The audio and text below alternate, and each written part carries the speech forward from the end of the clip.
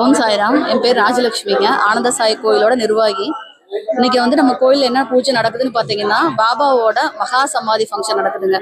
பாபா வந்து மகா சமாதி அடைஞ்சு 107 வருஷம் ஆச்சு. அந்த 107வது ஆண்டோட பூஜை நடக்குது. பாபா வந்து மகா 107 ஆண்டு ஆச்சு.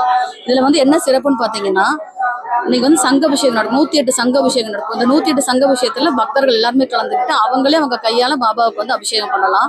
அபிஷேகம் முடிஞ்சதுக்கு அப்புறம் பாபா வந்து மகா சமாதி அடைஞ்சது வந்து மதியானம் 2:10 தசமி திதியில. இந்த திதியில வந்து நம்ம எல்லா பாபா கோயிலுமே கண்டிப்பா வந்து கிராண்டா செலிப்ரேஷன் பண்ணுவாங்க. அதுல நம்ம கோயில வந்து ஷீரடியில எப்படி பண்றாங்களோ அதே அளவுக்கு கிராண்டா இருக்கும். அந்த டைமுக்கு வந்து பாபாவுக்கு ஸ்பெஷல் அலங்காரம், அந்த ஆரத்தி அது முடிச்ச உடனே எல்லாருக்குமே வந்து அன்னதானம் கொடுப்போம். அன்னதானங்கிறது வந்து பாத்தீங்கன்னா ஃபங்க்ஷனுக்கு மாத்திரம் கொடுக்குறோம் அப்படிங்கிறதுலாம் இல்லை. ஒரு வியாழக்கிழமையும் முழு அன்னதானம் நடக்கும். அப்புறம் மற்ற எல்லா நாளுகளிலுமே அன்னதானம் இருக்கும். திங்கள் முதல் ஞாயிறு வரை எல்லா நாளுமே அன்னதானம் இருக்கும். இந்த அன்னதானம் பாத்தீங்கன்னா கோயில்ல மாத்திரம் இல்லைங்க, நம்ம வெளியில போய் ரோட்ல இருக்கிறவங்களுக்கு, முதியோர் இல்லத்துக்கு, ஆசிரமத்துல இவங்க இருக்கிறவங்களுக்கு எல்லாத்துக்குமே நம்ம அன்னதானம் கொடுப்போம். எல்லாரையும் நம்ம தேடி போய் அன்னதானம் கொடுப்போம். அப்புறம் அமாவாசை வந்து நம்ம சிறப்பு பூஜை முடிச்சுட்டு வெளியில போய் அன்னதானம் கொடுப்போம். கிட்டத்தட்ட ஒரு 1000 பேத்துக்கு மேல நம்ம அன்னதானம் கொடுப்போம்.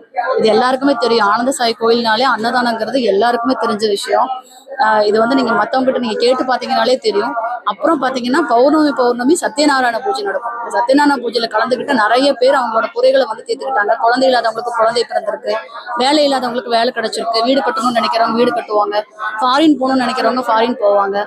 அப்புறம் வந்து ஒரு பிரதோஷத்துக்கும் பாத்தீங்கன்னா நம்ம நந்தி பகவானுக்கு வந்து பிரதோஷ பூஜையும் நடக்கும்.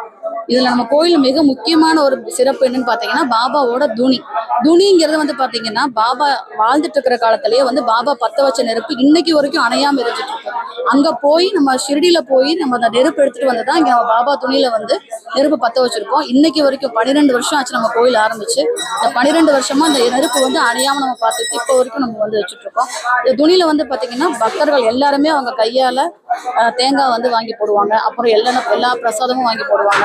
இதுல என்ன மிராக்கிள்னு பாத்தீங்கன்னா பாபா வந்து அதுல காட்சி கொடுத்திருக்கிறாரு. அந்த காட்சி கொடுத்த போட்டோ வந்து அதுல இருக்கு. இது பக்தர்கள் எல்லாத்துக்குமே அவர் காட்சி கொடுத்திருக்காரு. இது வந்து உண்மையிலே ஒரு பெரிய மிராக்கிள் தான். நம்ம கோயிலுக்கு கிடைச்ச ஒரு பெரிய பாக்கியமா நாங்க நினைக்கிறோம். அப்புறம் இது எல்லாருமே நம்மளோட டிவோட்டிஸ் பாத்தீங்கன்னா, கோயிலுக்கு வர்ற டிவோட்டிஸ் இவங்க எல்லாத்தோட ஆதரவுல தான் அந்த கோயில் வந்து நடக்குது. அதுக்கு வந்து எல்லாத்தையும் நான் வந்து நன்றி சொல்லிக்கிறேன். நீங்க வந்து ஒரு 10 வருஷத்துக்கு முன்னாடி இங்க கோயிலுக்கு வரும்போது நிறைய கஷ்டத்தோட தான் வந்தேங்க. அப்ப வரும்போது என் பையன் 10th படிக்கும் போது 9th படிக்கும் போது அவன் படிக்க மாட்டான் அப்படின்னு சொல்லி 10th ஃபெயில் ஆயிடுவான்னு சொல்லி பிரின்சிபல் மேம் சொல்லிட்டாங்க. நான் கஷ்டப்பட்டு ஒரு பெரிய ஸ்கூல்ல தான் அவனை படிக்க வச்சேன். எங்க வீட்டுக்காரர் ஒரு டிரைவர் தான், நானும் ஒரு சாதாரண கம்பெனிக்கு தான் போயிட்டு இருந்தேன்.